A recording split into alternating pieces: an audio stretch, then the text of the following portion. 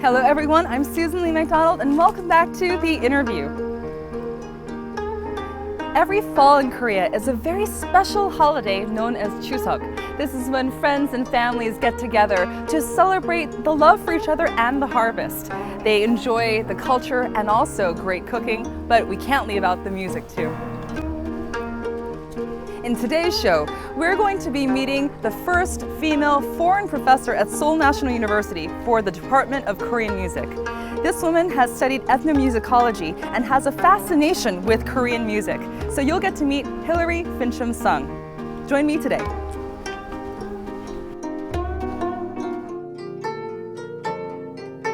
A blue-eyed musician looking graceful in a hanbok and piquing people's interests with the melodies of the haegeum.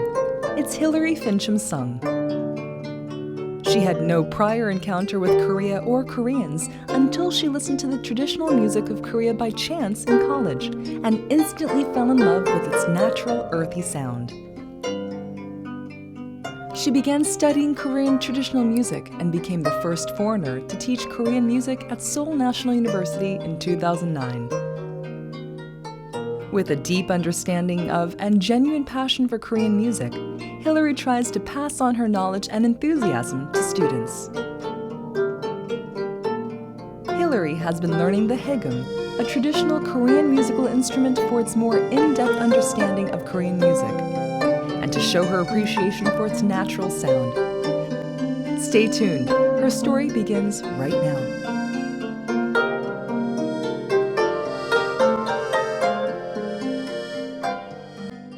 Thank you so much for being on my show, Hilary. It's a pleasure to have you here. Yeah, thank you very much for having me. Of course. Well, you know, with the Chuseok holidays here, it's really amazing to have someone like yourself who's a foreign professor of Korean music here on my show. We have had a number of very famous performers, but to have someone who's an expert in the field of ethnomusicology and very passionate about what you do, I'm just really thrilled to have you here. Yeah, I'm delighted to be here as well, so Great. thank you. Great, yeah. Wonderful. So I'm curious, you have had a long summer and now are back in school teaching. I'm just curious, what are your classes like this term?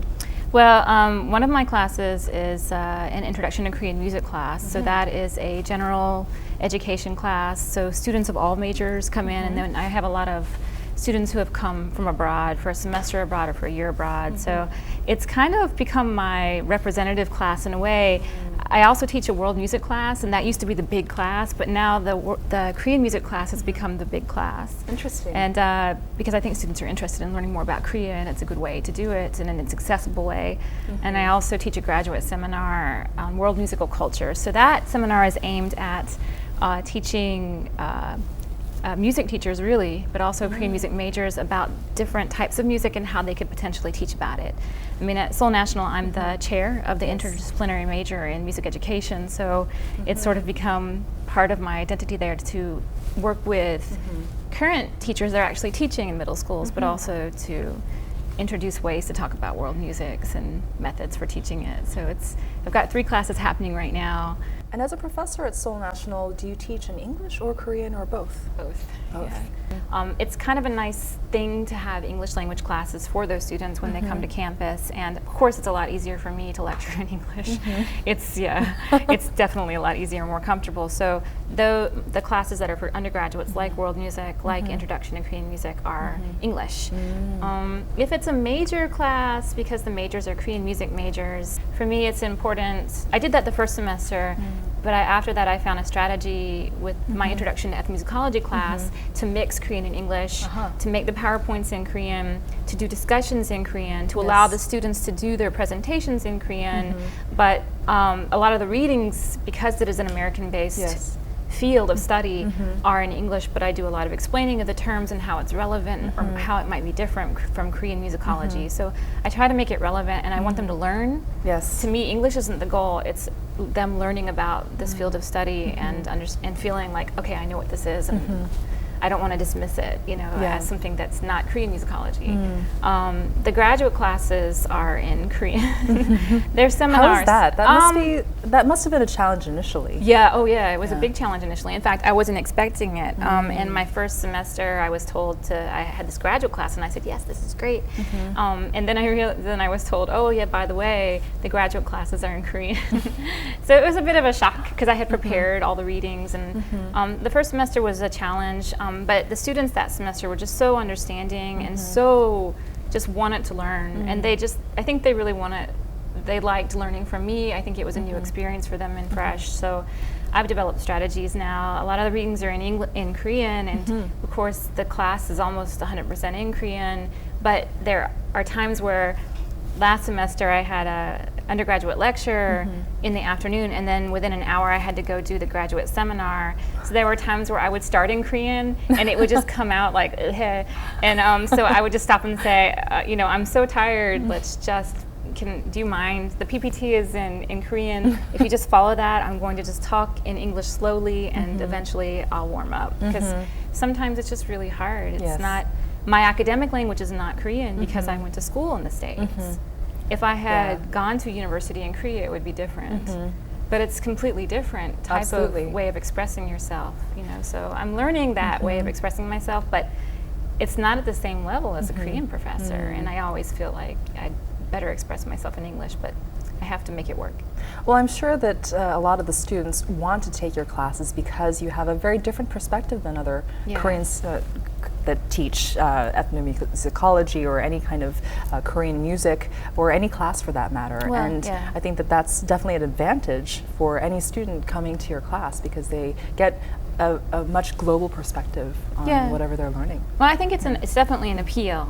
And ethnomusicology actually hasn't taken hold in Korea. It is considered to be almost a competitor with Korean musicology in a way, which is the theory about Korean music. When you first came to Korea to teach students Korean music, what was the reception like? Well, I think people were, you'd see the newspaper articles, 파란 눈, 금발머리, 미국인, 국악과 교수들, it's like, blonde hair, blue eyed. Yeah, you'd see traditional music. Right, you'd see these newspaper articles, and I was like, oh my god! And all the information about me was totally wrong in the articles, and it was so funny. And I think it was just people were interested and intrigued, and I mean, I'm the first to be hired in a department of Korean music, and the only so far. I think the reception from students initially, they didn't know who I was, and that I think it was a little confusing at first. Who is this person and why are they here? I mean, I was introduced, but that perception initially for the first semester was a little kind of. Then after the second semester, the students pretty much go, okay, yeah, we know who she is and we know why she's here. Yes. And it took a little bit of warming up on campus to get the students to go, okay, yes, she's one of our faculty. Yeah. And she's not teaching English.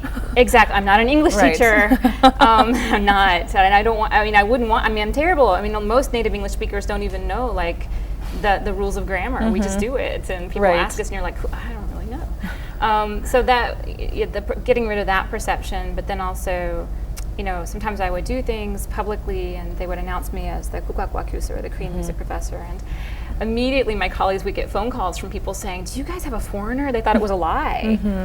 So it took a couple of years before people didn't realize that I wasn't making it up, and when I would do like public things, and that I really was a professor in that department. So and it's just so different because it's such a Korean-based field of study, but also there's a lot of nationalism and blood nationalism. Absolutely. I don't want to overstep boundaries here, but there's a lot of that in Korean music. And this idea that you have to be Korean to understand it, you have to be Korean to speak Korean language. So that's not necessarily true. In fact, it's not true at all. Right.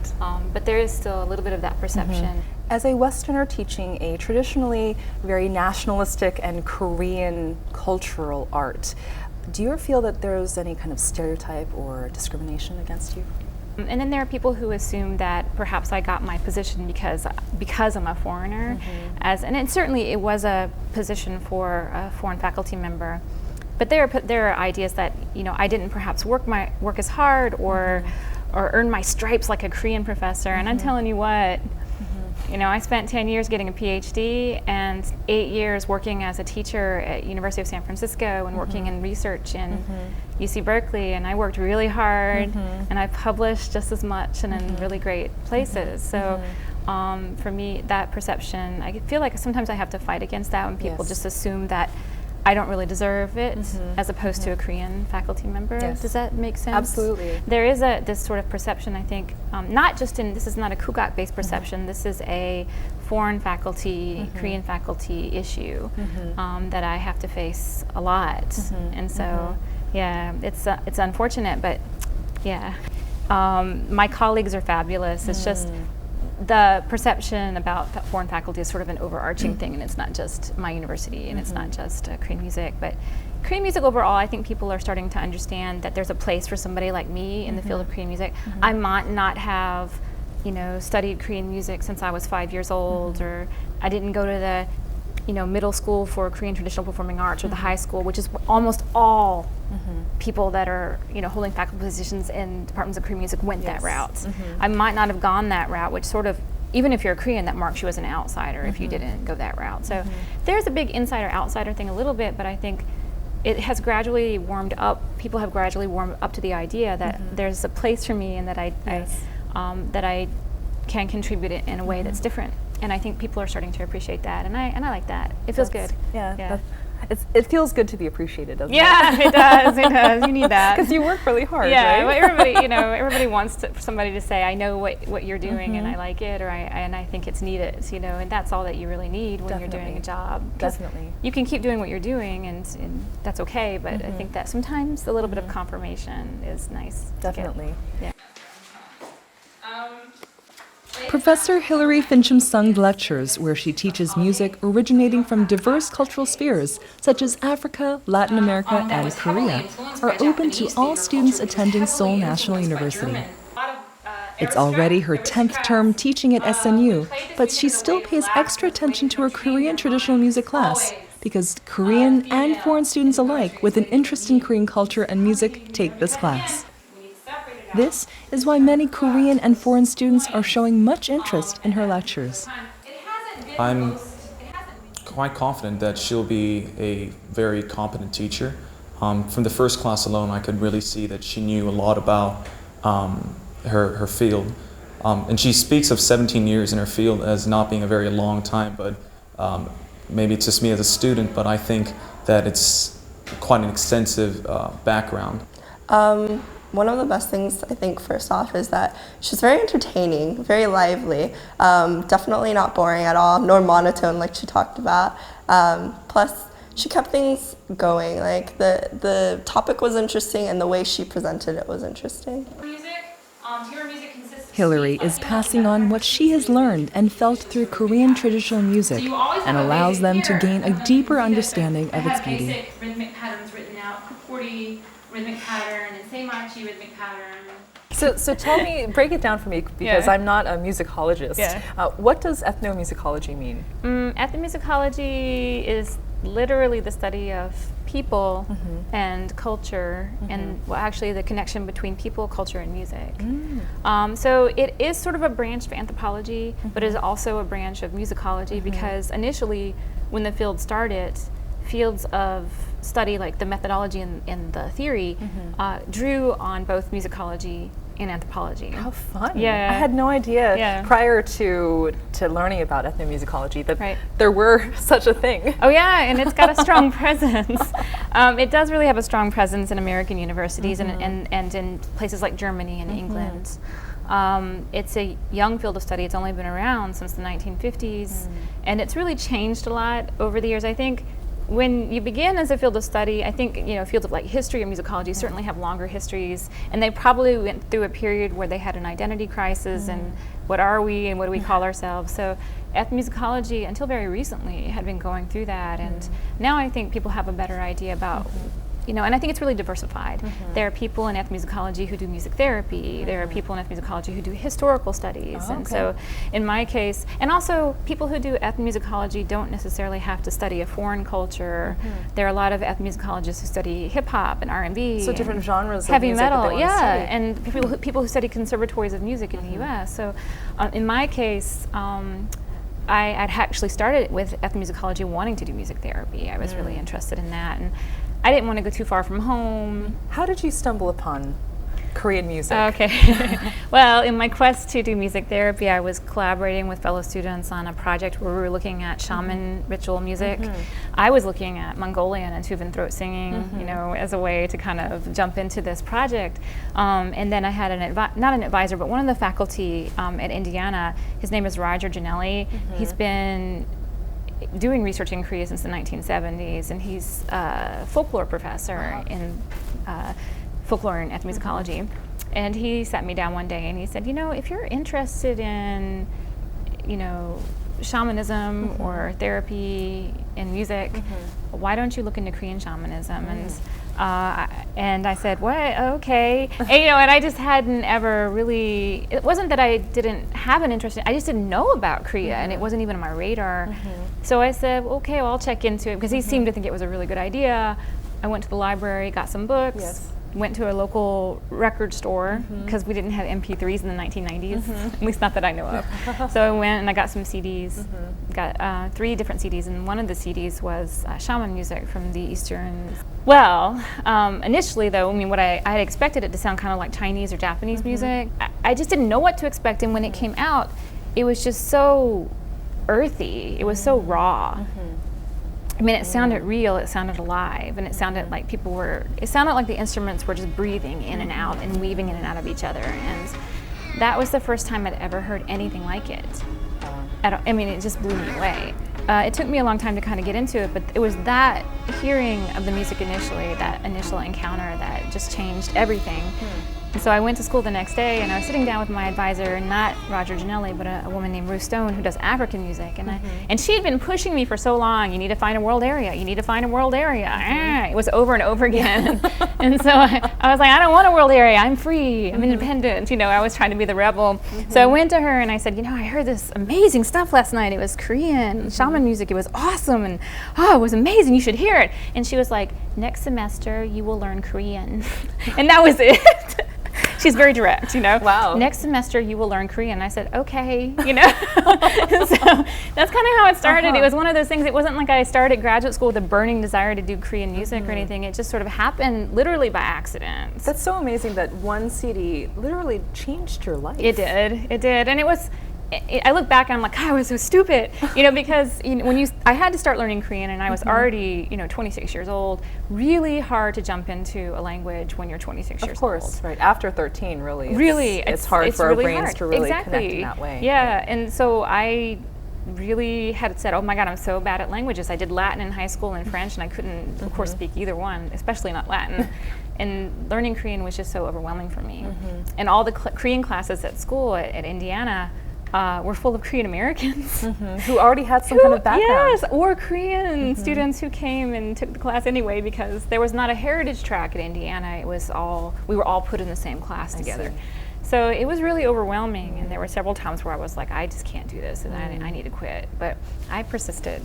Yeah. The shamanic music that you listen to, known as also Shinawi, seemed to have just altered your life track altogether. And with learning Korean being so difficult at an older age, there were so many things that could have prevented you, you know, kind of every step of the way, really. But then, what was it that drove you to continue on this path? I think sheer stubbornness. I am very stubborn.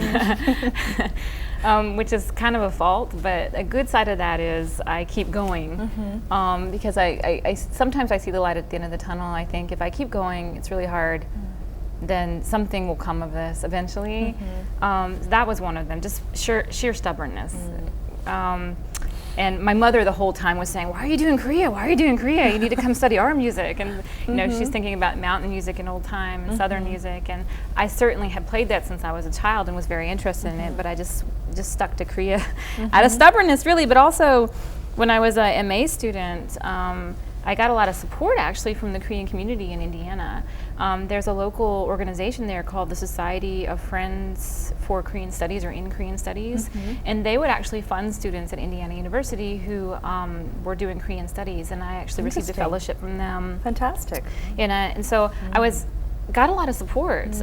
People were very eager to encourage me in my studies of Korean music and Korean culture, and part of me sort of, I don't want to let people down, and I also wanted to keep going. And to tell you the truth, every single time I would feel, it's really hard to be a graduate student. Sure. It's really alienating, it's really lonely. You spend a lot of hours in the library by yourself, and in Indiana library there's no windows in the library, it's kind of creepy, and it's just a really lonely experience and kind of depressing. And a lot of graduate students actually go through that. They go through either mild depression, or they feel like they want to quit, or they can't continue and need a break. In my case too, I was not an exception to that, but I would feel that way, and then I would go and I would listen to some music, that I had, however much music I was able to collect at that point of Korean music, and I just felt like, every time I heard it, it just sort of drew me in, and I thought, okay, I really feel like there's something that I feel connected to. I can't explain why I feel connected to it, but there's a connection. Yes. So I really need to do this. You know that feeling that Definitely. you get about something that you can't really explain? So, and it's a connection that I also feel to the music that I played as a child, or that I experienced as a child. Similar connection, but it just was drawing me really strongly. So that's kind of what kept me going as well. I can't say it was easy, and that once I had this epiphany, it was like la la la, I'm skipping through Korean language and music land. It was really a struggle, and still every day I have good days and bad days in terms of language and understanding. So it has not been an easy path, but I think it's been a worthwhile path. Yeah, definitely. Yeah. I heard that you taught Korean music in the U.S., is that right?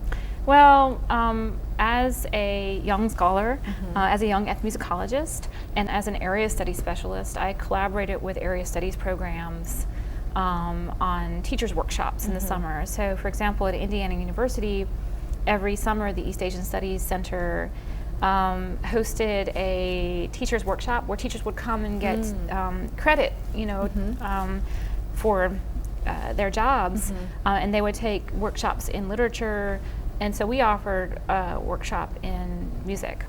And so I did the Korean music part, somebody did Chinese music, somebody else did Japanese music. We called it East Asian music in the classroom. And so I would spend 2 or 3 days with teachers, and I would teach them about the history of Korean music, how it's connected to Korean culture, and then I would also teach them maybe a folk song and then a rhythm to go with it. How can you talk to your kids about Kukoc? How can you talk to kids about Kukoc aesthetics and how it's different from Western aesthetics and why it's different? And so to get teachers to really understand. So my teaching in the U.S. of Korean music was aimed at training teachers. I see. And so that was at Indiana, and then I also did that at UC Berkeley.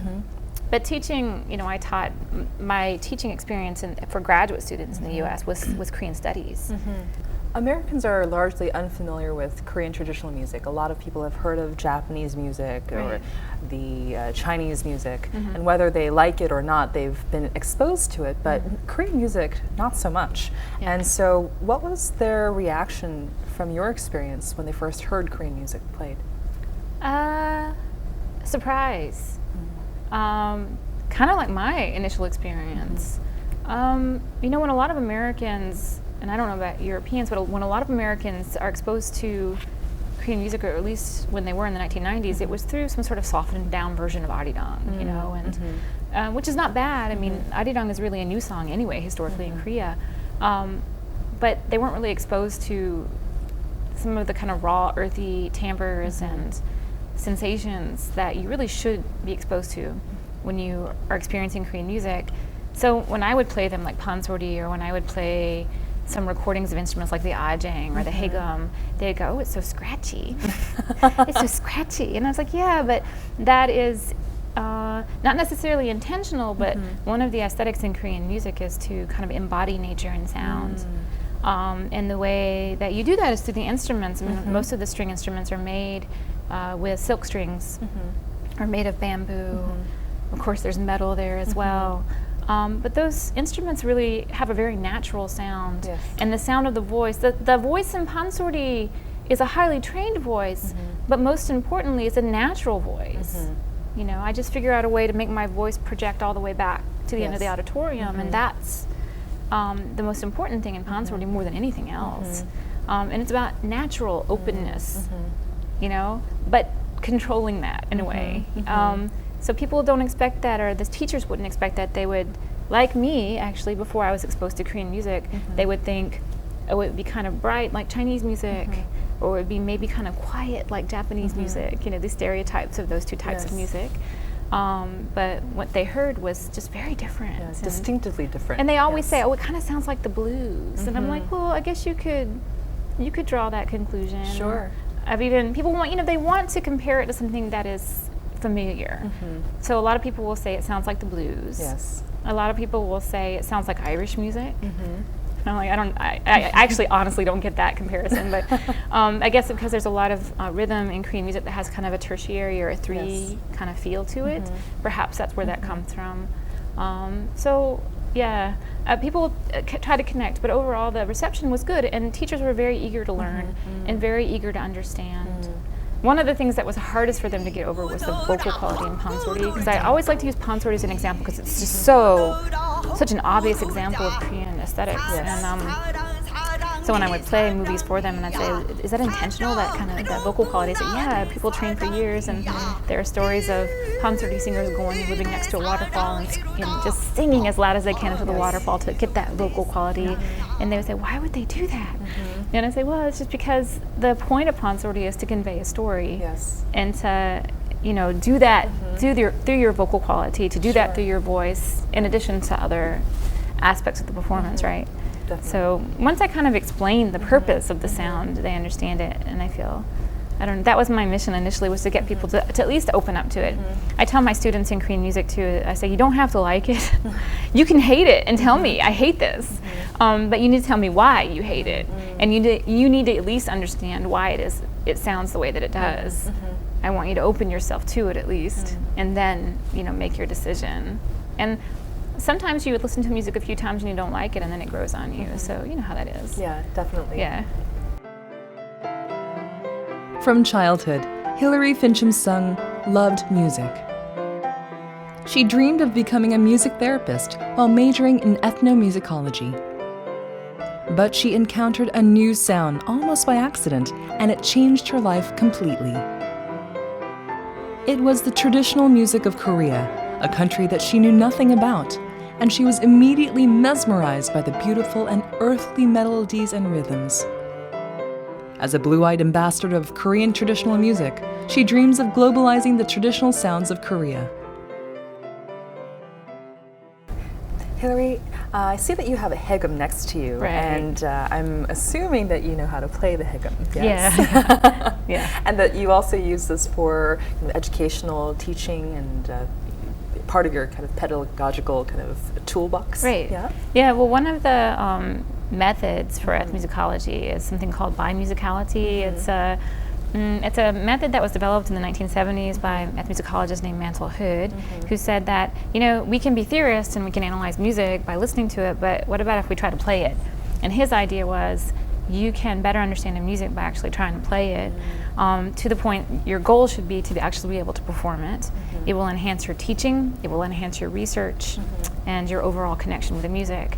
And I don't necessarily think that playing just means that you will understand it, but it's true, because when you endeavor to play an instrument, you really have to try to understand the sounds that you're trying to make. What is the terminology for this particular technique? You know, how do you actually produce that sound? What is the goal? What are the techniques that you do to produce the desired sound? All of that is really crucial, and I don't think that you can understand that unless you actually try to learn to play. Now, in my case, the haegeum has become my instrument because of my history with the violin, and I wouldn't say I'm a professional performer, but eventually, maybe in 10 years, you know, I can say, yeah, I'm a professional. Yes, I can play. You know, at this point, I'm very much a student of the haegeum, and for me, it's an exercise, it's a methodology, but it also really helps in my teaching. When I'm talking to my teachers about ornamentation in Korean music, I can just pull out the haegeum and say it's like this. Okay. You know, and show them, or talk about different aesthetics, and it helps when we have performances. I can just do it myself. Well, show us a little bit about the haegeum. I'd Okay. love to see that beautiful instrument. This instrument is made by Chuseok, who's there's a great he's a regional 인간 문화재, or human cultural treasure, and he specializes in haegeum. So he made this haegeum, and his haegeum are actually really designed very well for folk music. Basically, there's just one kind of haegeum, essentially traditionally, but then there are some instruments that are better suited for folk and some that are better suited for court music.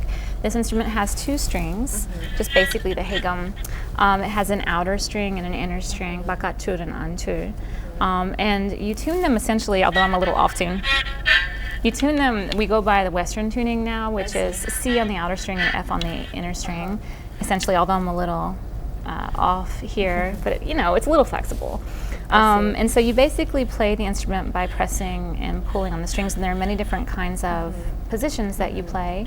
You can also extend positions by extending your first finger back, or by extending your first finger and pressing on the strings. So unlike the violin, which has a fingerboard, this Right. has no fingerboard. Yeah. And so this must be really hard on your hands, no? Yeah, it's really, it can be painful.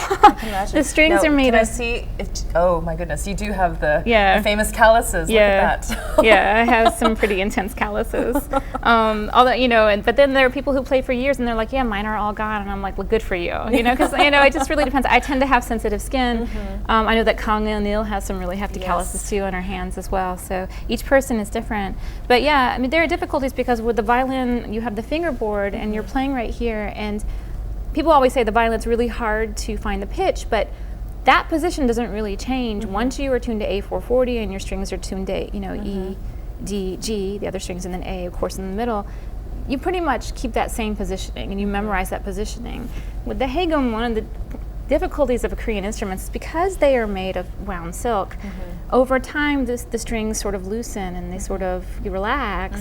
And even if you have it tuned at the beginning of a performance, by the end of a performance, the strings will have relaxed a bit and you will have dropped maybe a pitch, or or in extreme cases a pitch, but even just a little bit, less than that. So that's difficult because as you're playing, you're like, and if you're a novice, it's like, am I in tune? Is this my C? You just have to keep going. It is difficult to play, though, isn't it? I mean, to play well. To play well, yes. I mean, anybody essentially can come up to a haegeum, but people will say the haegeum is difficult to produce a sound on.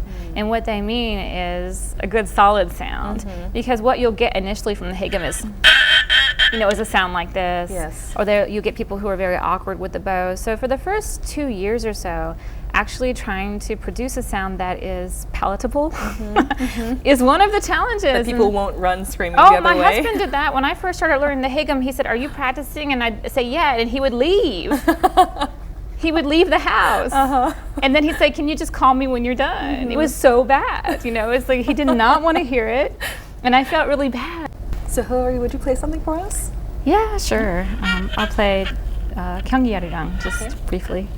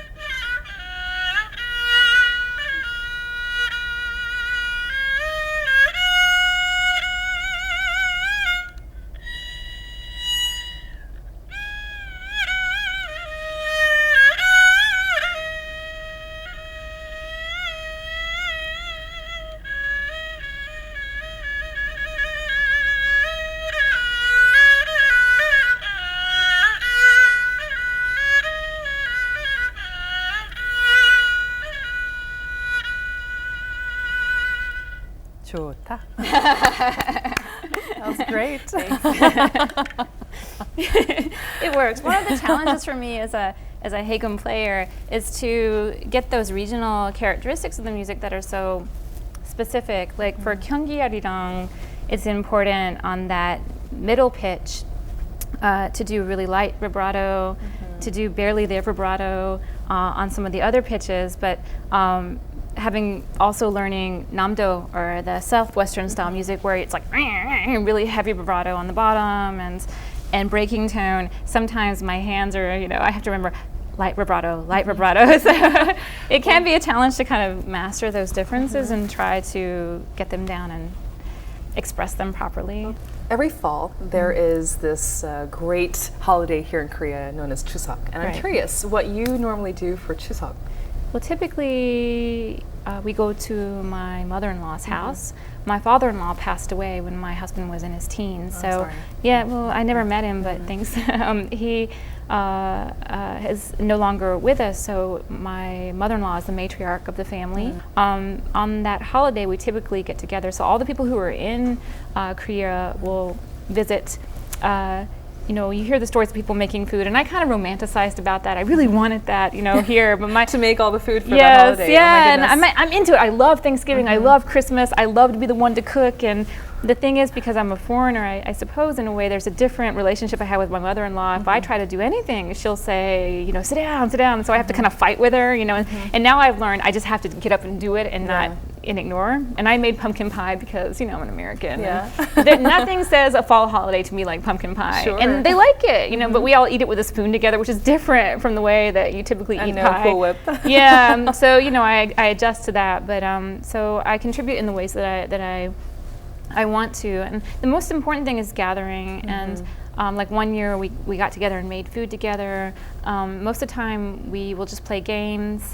One year we went to Cheonggyecheon, nice. The stream in the middle of Seoul, Yes. and we just took a walk, and one of my kids fell in the stream. I mean, it's just not, it's one, we're so busy. Seoul is a really big city.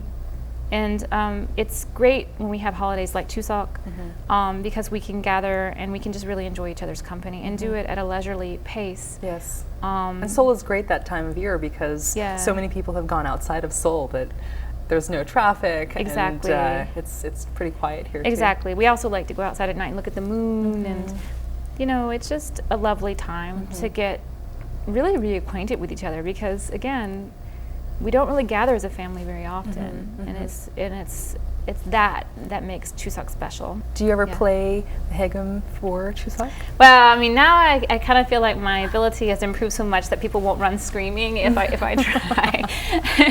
But I mean, I thought about bringing my haegeum and showing my mother-in-law because she's actually never heard me play. Oh, I'm sure she would love to hear you play. Yeah, exactly. So she, I think nothing says Chuseok like Kukoc. Is that cheesy? But I kind of feel like they go together, and there are a lot of performances. Usually at the Kukoc and Kukoc, they have an open air performance. They have tightrope walking and 풍문놀이 and folk songs, and they have 강강술래, where the people dance. So that's performed every Chuseok, and these events are always free. Yes. So it's a wonderful chance to get out and enjoy something like that as a family as well. That's so great. Yeah, yeah. I heard that you're doing research on Kukoc education. Yeah. And I'd love to hear more about that. Well, for me, education is so fundamental.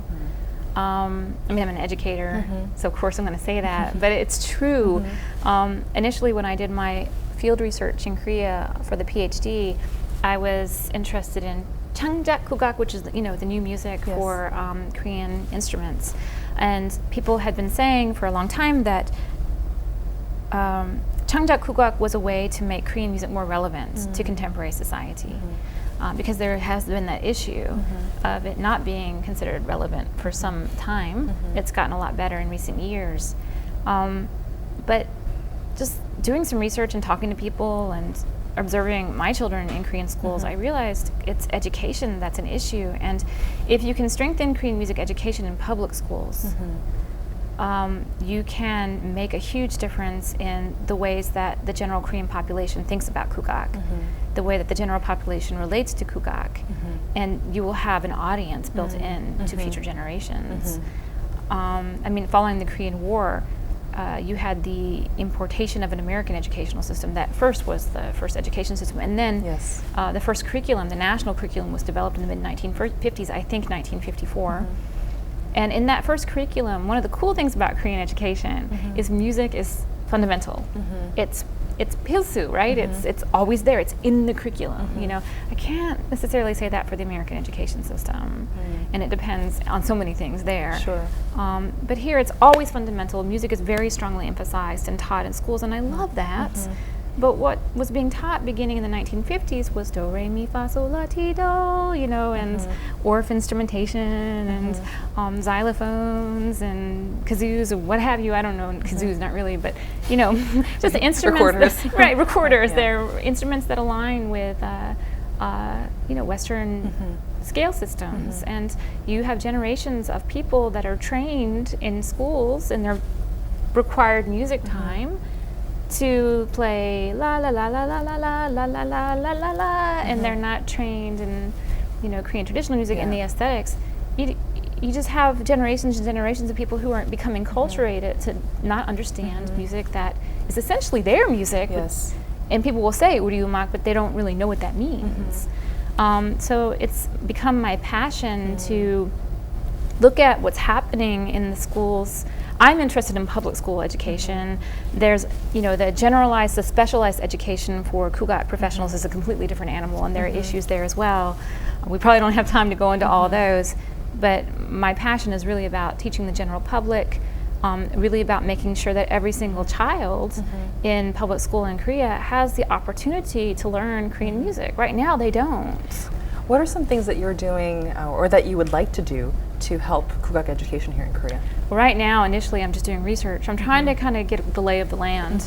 So for the past 2 years, I've been doing field research where I actually go to schools with their permission. Some schools don't really like that. So I have made some good contacts, people who are Kukoc instructors in schools. So I have gone to the classroom. I also know some instrument makers who have donated instruments to schools, and I've gone to those schools and to see how the instruments are used. So I'm doing a variety of different, one is to follow the teachers and go to the schools. Another one is to look at who is creating new instruments for education, and what are those instruments, and what is the reception and whatnot. So it's just huge. The more I do research, the more I'm like, oh my gosh, this requires thousands of people to work on this with me, because one thing is the 문방구, the school supply store. Every school has like a couple in the neighborhood. So what happens is, in the alimjang, or the notebook that the teacher makes the kids write what you need to do for tomorrow, the kid writes down, I need a danso. And then they come home and you're eating dinner and they're like, Mom, I need a danso for tomorrow. And you're like, crap, you know, you need a danso. Where can I get a danso? Where can you get one? The 문방구. But the thing about it is that the danso that they're selling at the 문방구 is plastic, it's cheap. Making a sound on it is difficult. And it's also, the tuning is off. If you try to play a piece on it, it sounds out of tune. The tuning also isn't consistent, so when you have a group of kids playing it together, the pitches don't match. The kids hear it and think it sounds terrible. They know. There are a lot of issues. It's all from the system, the system of marketing and selling and manufacturing instruments, to where you sell it, what's being sold in the stores, to the school system and the government. There's a lot that needs to be done. I think initially, what I'm doing is writing a lot of publications, and I'm doing it both in Korean and English. Because if I write it in English, people abroad say, oh, Korean education system has problems. And who in Korea is going to look at that? Some people will. So it's important for me to publish in Korean so that my observations and what I think needs to be done can get out there initially. But also networking with scholars of Korean education. I'm starting to do that. That's great. And I think it will take time, but initially I want to play a role perhaps in developing plans and programs for schools that will be sustainable for generations.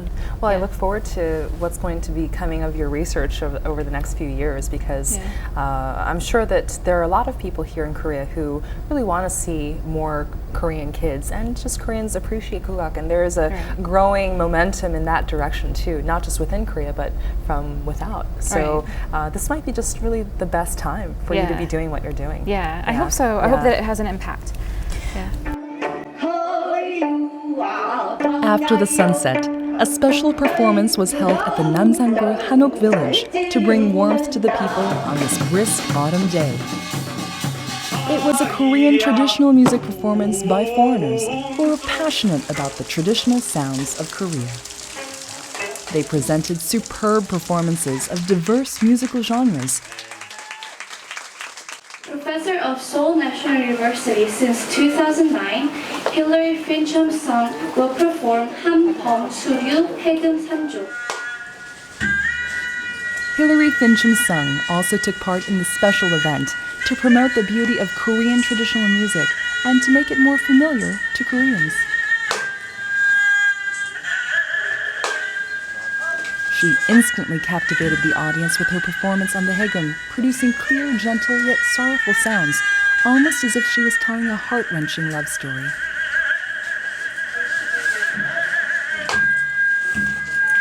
Hilary's endeavors to demonstrate the beauty of Korean traditional music. Can you hear her showcase Korean sounds?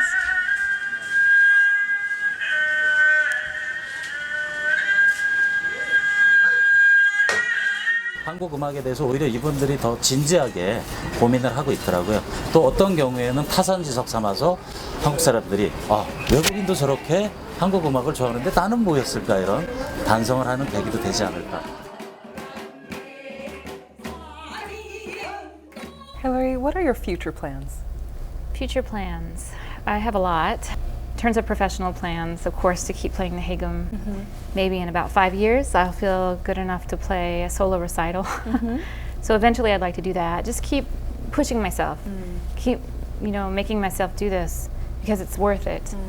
And just keep doing the work that I'm doing. I think the most important thing in academic work and performance and everything is just to keep doing it, to persevere, and eventually, even if you don't see immediate payoffs, it will. So that's my goal, really, is just to keep doing it, keep going, Yes. and make a difference eventually. And as you said earlier on, that you have that stubborn streak that I'm so that stubborn. you can kind Yeah. of keep that perseverance Oh yeah, going. it's inevitable. I just But it's Yeah. it's also such a strength of yours to be able to persevere like that, and Yeah. I'm pretty sure that you're going to accomplish a lot that you set out to do. Well, I hope so. Thank you. Last but not least, what does Kukoc mean to you? Kukoc to me is joy. Kukoc is sadness, sorrow, it's pain, it's exuberance, it's supernatural, unearthly. It's so many things.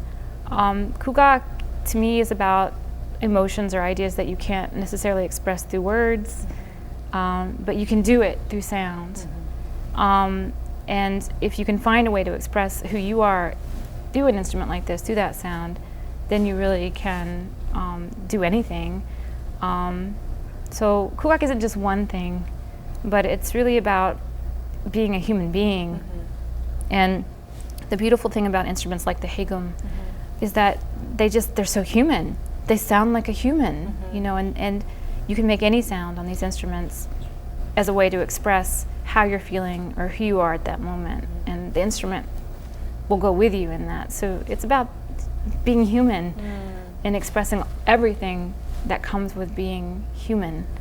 And that's the essence of Korean culture too, is that just intense humanity, that intensity with which most Koreans live their lives. And if you look at Korean history as well, and Kukoc embodies that strength and that intensity. And if you embrace that, I think it helps you as well. So yeah, I can't encapsulate it into one succinct statement, but it's all of those, and it's just really being human.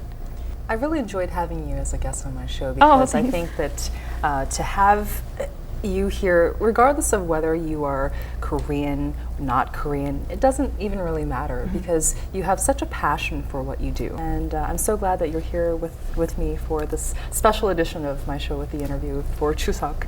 And I wish you all the best going forward. And I look forward to seeing you perform in less than 5 years' time. Yeah, I would hope so.